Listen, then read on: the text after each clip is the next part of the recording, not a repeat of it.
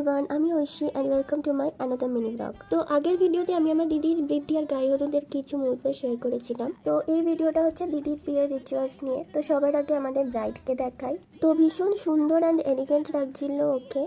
তো আমি তো রেডি হওয়ার সঙ্গে সঙ্গে ওর সাথে পিকচার তুলে নিচ্ছিলাম, কারণ আমি জানতাম যে আজকে প্রচুর গেস্ট আসবে আর পরে একদম সময় পাবো না ওর সাথে ছবি তোলার। দিদির বিয়ের দিন আমি, মা, বড় মাসি, মেজো মাসি আমরা সবাই মেকআপ আর্টিস্টের কাছেই সেজেছিলাম। আর পিছনে মাও চলে এসেছিলো, তো মাকে আমি ডেকে একটু আনলাম ভিডিওতে। এই যে খুব সুন্দর লাগছিল সবাইকে বেশ। তো ফাইনালি মৃগাঙ্কদা চলে এসেছিল আর বড় মাসি বরণ করছিল মৃগাঙ্কদাকে সুন্দর করে।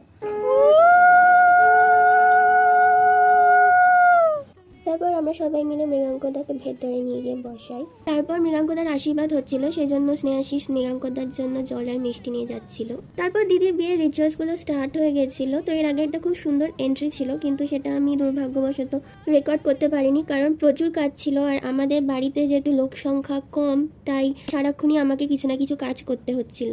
তো শুভদৃষ্টির পর থেকে মোটামুটি আমি আবার সব রেকর্ড করতে পেরেছিলাম। তো এখানে ওদের মালা বদল হচ্ছে।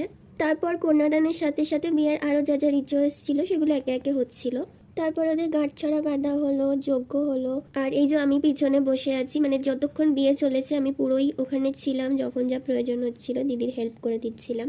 তারপর এই খৈদানের রিচুয়ালটা হচ্ছিল, আমি ঠিক জানি না এটাকে কি বলে।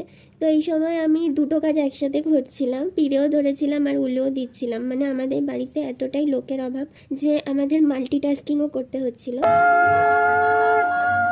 তো তারপর ফাইনালি সেই মুহূর্তটা চলে এসেছিলো, যেটার জন্য আমরা সবাই ওয়েট করছিলাম। সেটা হলো সিঁদুর দান। সিঁদুর দানের পর দিদির মুখটা যেন আরও বেশি সুন্দর লাগছিল। তারপর 7 পাকে ঘুরে ওদের বিয়েটা ফাইনালি সম্পূর্ণ হলো। আজকের জন্য এইটুকুই, দেখা হবে নেক্সট মিনি ব্লগে।